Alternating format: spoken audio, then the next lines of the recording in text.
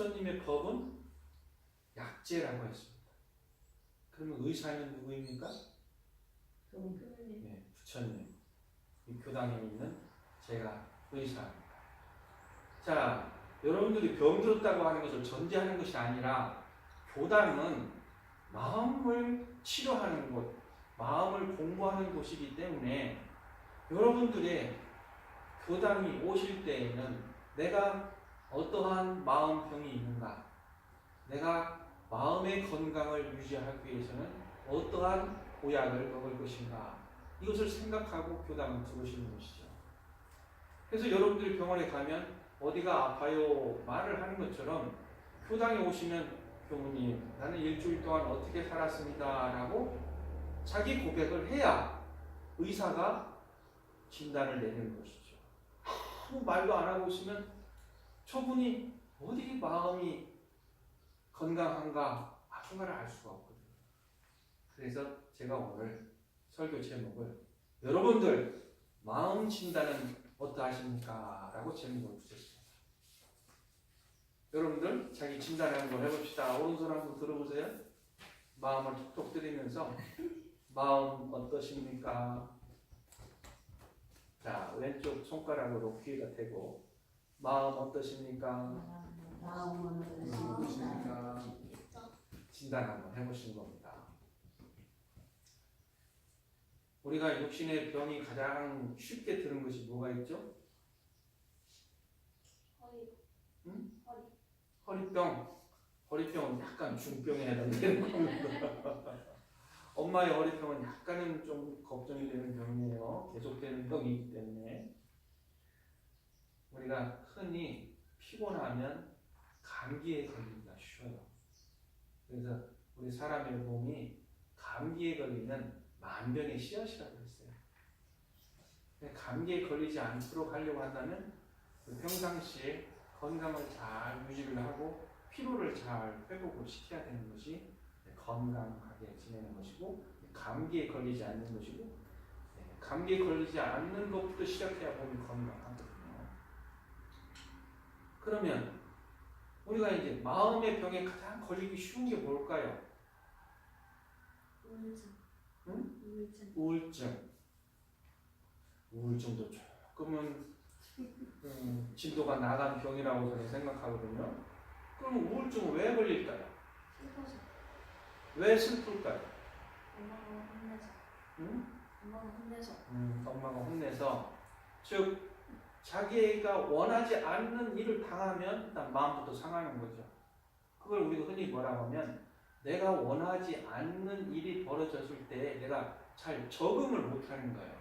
육신적으로 말하면 면역력이 없어지는 거예요. 엄마가 뭐라고 해도 빵글빵글 웃을 수도 있죠. 근데 엄마가 뭐라고 하면 그냥 마음이 상하고 기분이 짜증나고 이런 거는 바로바로 그냥 바이러스에 걸려버리는 거거든요.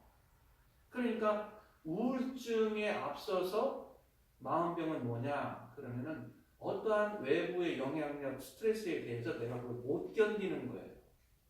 그걸 의학적으로 말하면 우리는 면역력이 전혀 없는 거예요. 우리가 팔굽혀펴기를 몇 번 했다, 무슨 노동을 몇 번 했다, 그러면 허리가 아프고 팔이 아프고 그것은 왜 그렇습니까? 평소에 안 해서. 그렇죠. 평소에 안 해서 그래요. 평소에 안 했다는 것은 무슨 말이에요? 그만큼 근육의 힘이 단련이 안 돼 있다는 걸 말하거든요. 노동을 강하게 해본 사람은 웬만한 노동은 힘들지 않아요. 제가 예전에 친구네 집에 가서 가을거지 하느라고 그 볕단 쌓아놓은 것을 경운기에다 옮겨 싣는 작업을 하루 종일 했어요. 농촌에 가서. 그래가지고 제가 한 2주일 넘게 허리가 뻣뻣하게 굳어가지고 꼼짝도 못했어요.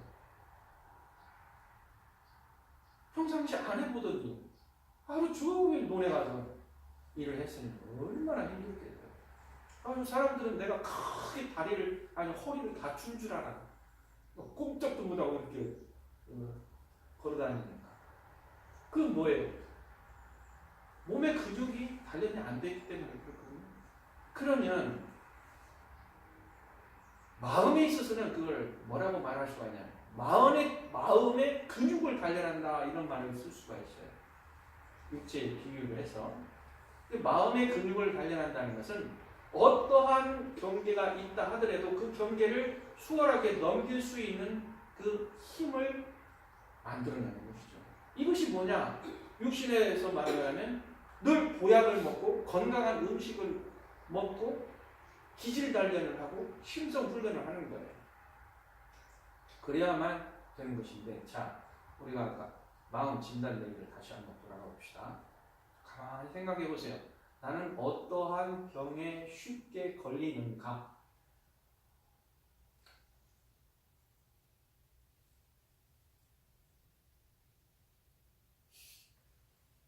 세준이는 어떤 마음병에 쉽게 걸릴까요? 공부하기 싫다고 하는 마음. 그것이 괴로워요?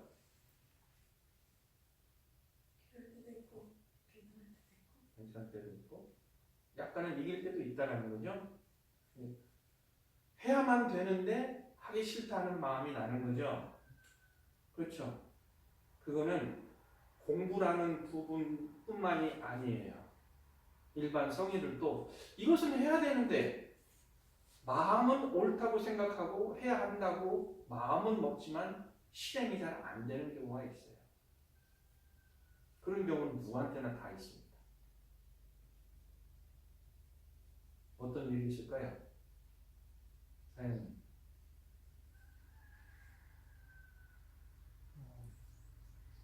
습관을 바꾸는 것도 예를 바꾸고 들어서, 싶은데 예를 들어서요.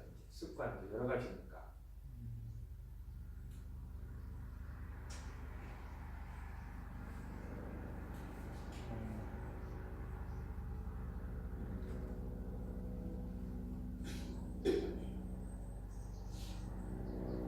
심각한 고민을 안 해봤으니까 별로 안 떠오르는가 봐요. 그러니까 내가 지금 뭔 병이 있는지라고 깊이 지금 진단을 안 해본 거예요. 그럼 오늘 뭐 무슨 저도 그런 고민도 없어요. 그냥 건강해버려요. 네. 교당을 다녀가지고 그냥 보약을 엄청 먹고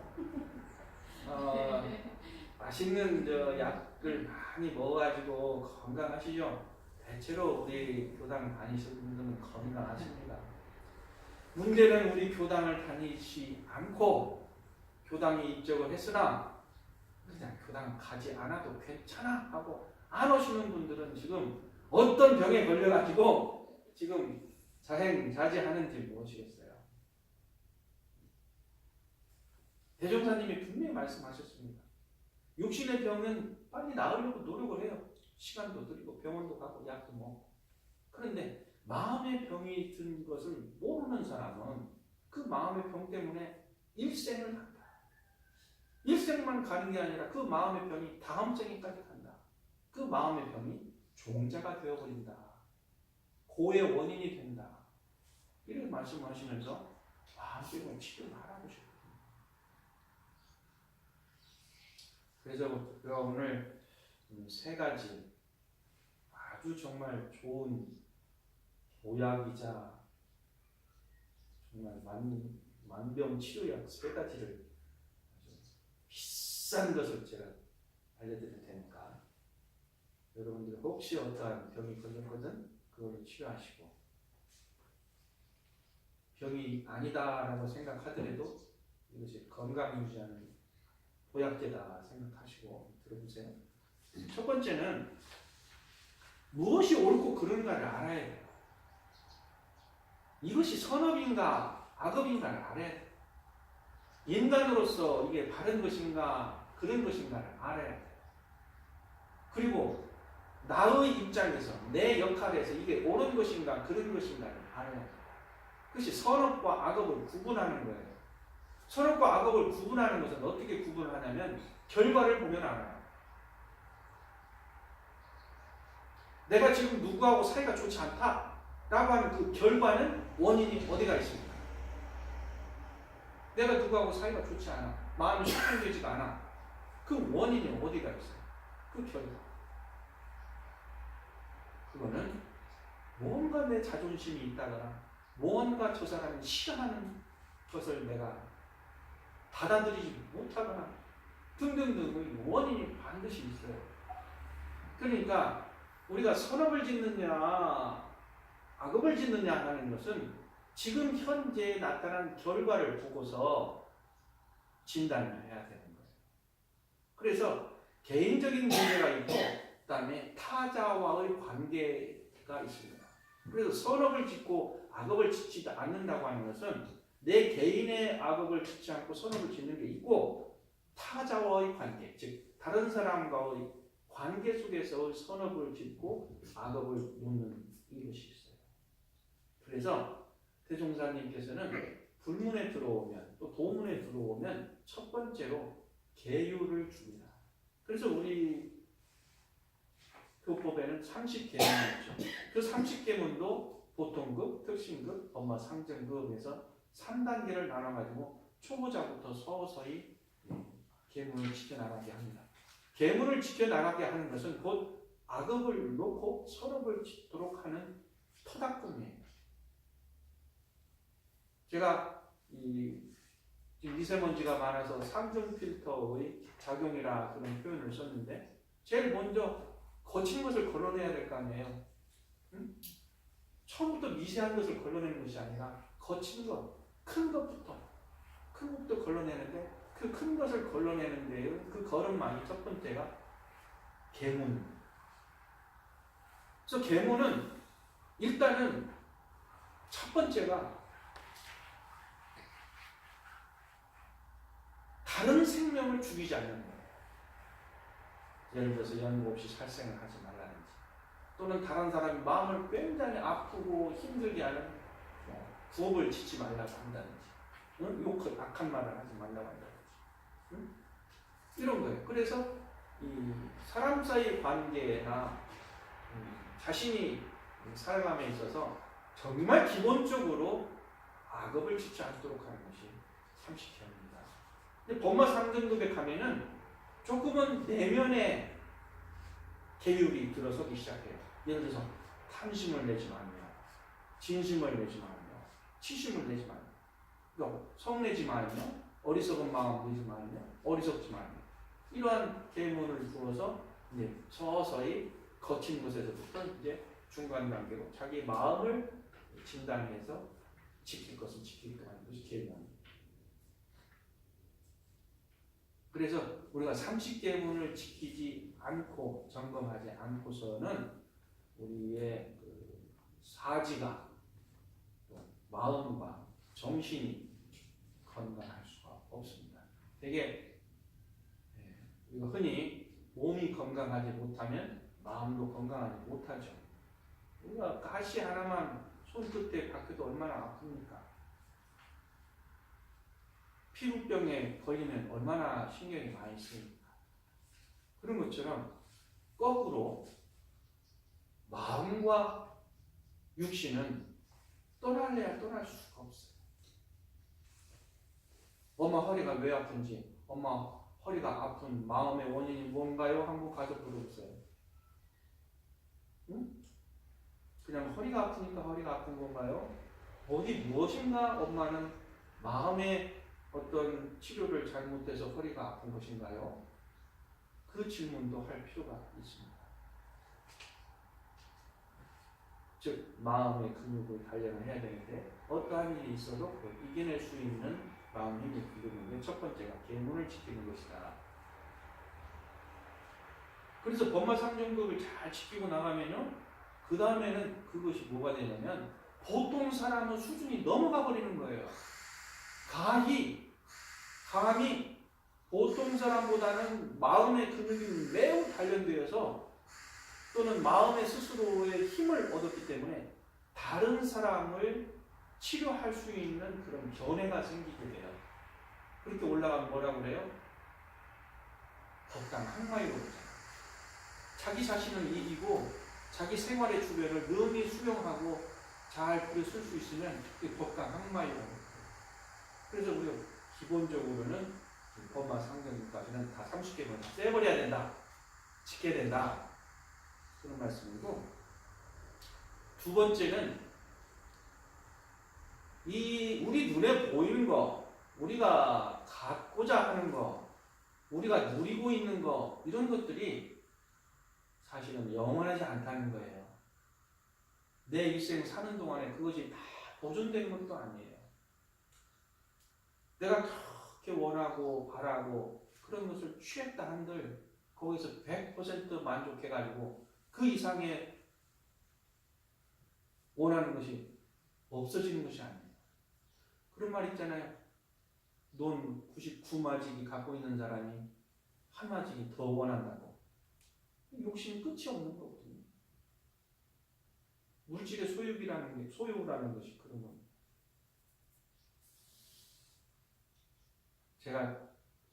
내가 소유하는 것이 정말 깜짝할 사이에 없어져 버리는 제가 체험을 했습니다.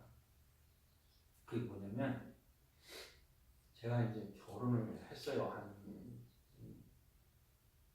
27, 8년 전에 결혼을 하니까 기본적으로 결혼하면 뭐가 들어옵니까? 축의금 들어오죠. 축의금 들어오고 살아야 되니까 이제 집이 있어야 되고 그 다음에 농도 있어야 되고 텔레비전도 있어야 되고 이부자리도 있어야 되고 세탁기도 있어야 되고 살림살이도 있어야 되고 세련되게 커피잔도 있어야 되고 이곳이 이제 결혼하고 나니까 막 이 살림이 이제 탁 들어서는 이제 졸지에 이제 막 이것을 소유하게 된 거예요. 그래서 막 왜 이렇게 기뻐요? 누가 준 것도 있죠. 막 갑자기 엄청난 것들이 막 몇백만 원, 아마 돈으로 치면 몇 천만 원이 될지 모르지만 또 집도 장모님이 막 사주고 또 제가 부자 된 것 같아 졸지에 그러기를 제가 1년이 지난 뒤에 교당 부교무 생활을 하면서 집에 한 달에 한 번이나 가는데 이게 별 의미가 없는 거예요. 나는. 그래 이제 아기가 태어났어요. 그러니까 이제 정도가 아기 키우려 직장 다니려 힘드니까 가만히 생각하니까 당신 차라리 어머니랑 같이 살아.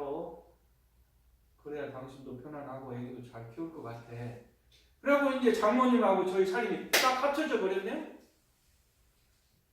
그러니까 이제 내 소유는 없어졌어. 다 이제 공용이 돼버린 거야.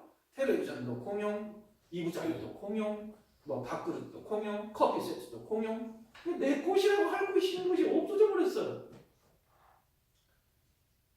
그리고 나서 이제 제가 해외 교화로 갔잖아요. 그 살림은 다 없어졌어요. 그냥 내 소유가 없어. 즉 몇 년 전에 했던 막 내가 그렇게 살림을 꾸려 나가는데 이 필요한 흡족했던 것이 불과 몇 년 만에 내 것이라는 것이 하나도 없더라고요. 그때 제가 크게 깨우쳤어요. 물질의 소유라는 것이 내 것이라는 것이 없구나. 그냥 결혼해서 생긴 물건들이 결혼했기 때문에 그런 것이 생긴 것이지 그걸 평생 가지고 가는 물건들도 아니구나. 그때 금시계도 했어요. 금시계도 했는데 어린이 훈련하면서 어디다 놓은지 모르고 잊어버렸어요.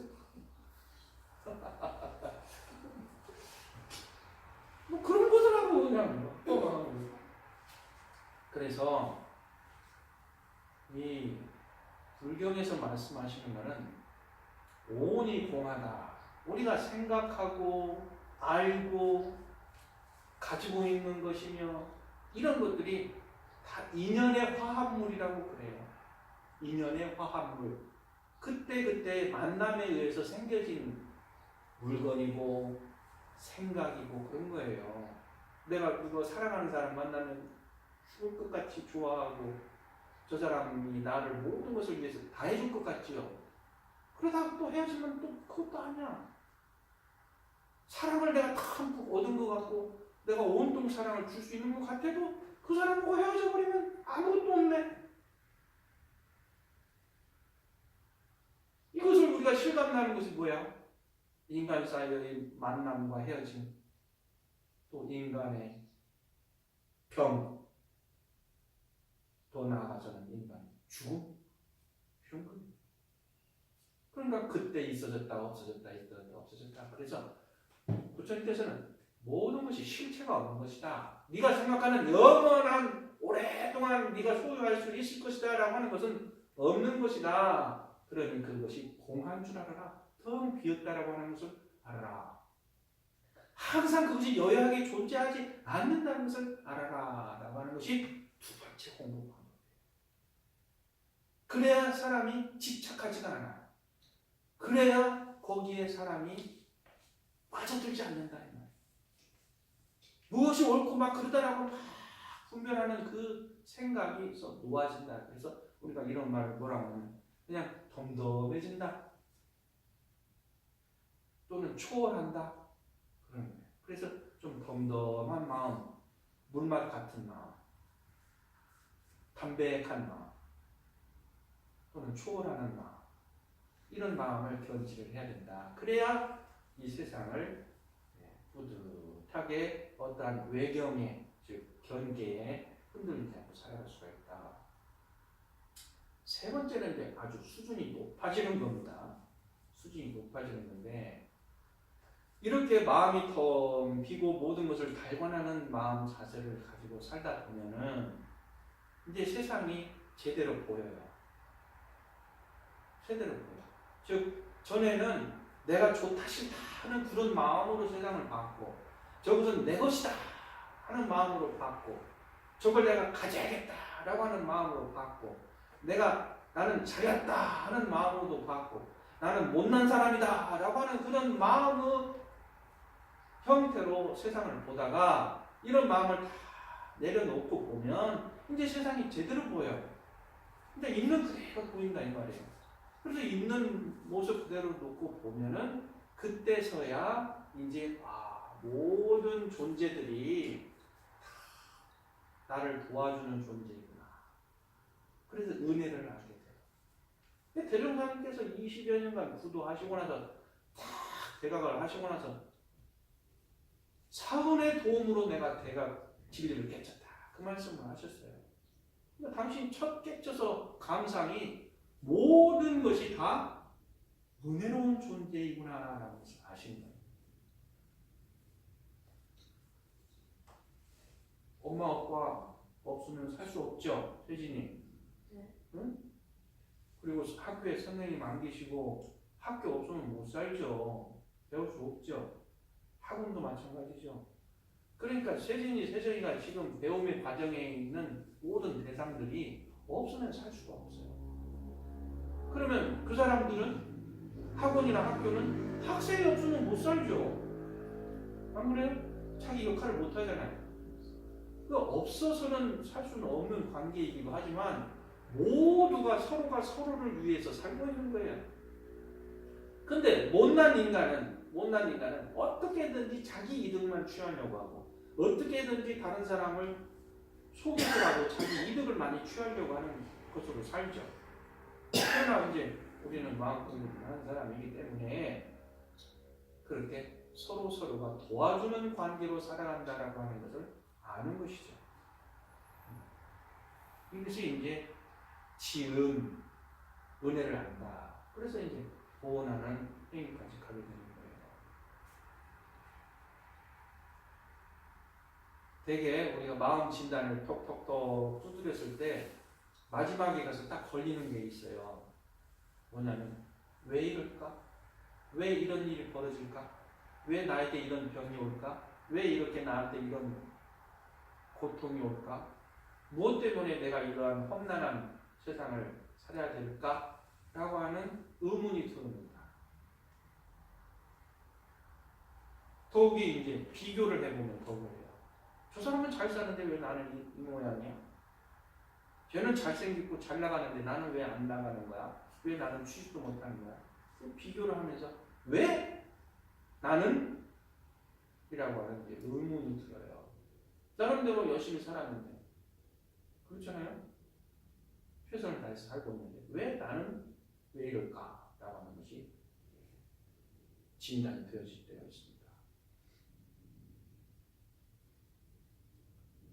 어느 교회에서 일어난 일인데요. 목사님께서는 신도들을 위해서 굉장히 많은 축복의 기도를 많이 하십니다. 저처럼 말이죠. 저처럼 여러분들에게 많은 지혜와 복을 내리시도록 기도도 하고 이렇게 설교도 합니다. 그러한 목사님의 가정에 아들이 교통사고로 죽었습니다. 그러니까 성도들이 깜짝 놀란 거예요. 우리를 위해서 저렇게 축복을 내려주시고 하나님의 말씀을 실천하시는 목사님의 집안에 왜 저런 불행한 일이 벌어졌느냐. 목사님처럼 사시고 하나님 말씀을 따르고 실천하는 저 집안에 왜 불행한 일이 벌어지느냐. 믿을 수 없다. 이런 의문이 생기는 거예요. 그래서 그 의문은 제가 여러분들에게 던져요. 제가 만약에 길을 가다가 교통사고를 당해서 뼈가 부러지든지 엄청나게 중상을 입었어요. 그러면 여러분들은 어떻게 생각할까요? 응? 의문이 들죠? 안 들겠어요? 교무님처럼 착하게 사시는 분이 왜 저렇게 불행한 일을 당했을까? 의문이 생기지 않겠어요? 무슨 악업을 지었을까? 그럴 거 아니에요. 그거는 다시 거꾸로 여러분들에게도 그런 일이 생길 수가 있어요. 그렇게 잘 살다가 예기치 않은 불행이 올 수 있단 말이에요. 그 불행을 어떻게 여러분들이 받아들이냐 이겁니다. 웬만한 감기 말고 나에게 암이 걸려버렸다 할 정도로 나에게 엄청난 시련과 경계가 왔다. 부모님이 갑자기 돌아가셨다. 부모님이 아주 힘든 병에 걸리셨다. 자녀가 먼저 부모보다 세상을 떠났다. 등등등. 사업이 왕창 망했다. 등등. 집안에 화재가 일어나 버렸다. 등등. 이러한 인생에 있어서 엄청난 일이 벌어졌을 때 이것을 어떻게 받아들이느냐.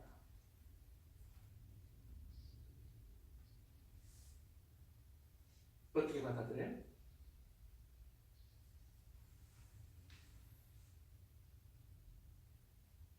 질문이 되지 않겠습니까? 그 질문이에요. 왜 나한테 이런 일이 벌어질까? 질문이야. 의문이야. 그럼 답을 어떻게 구해요?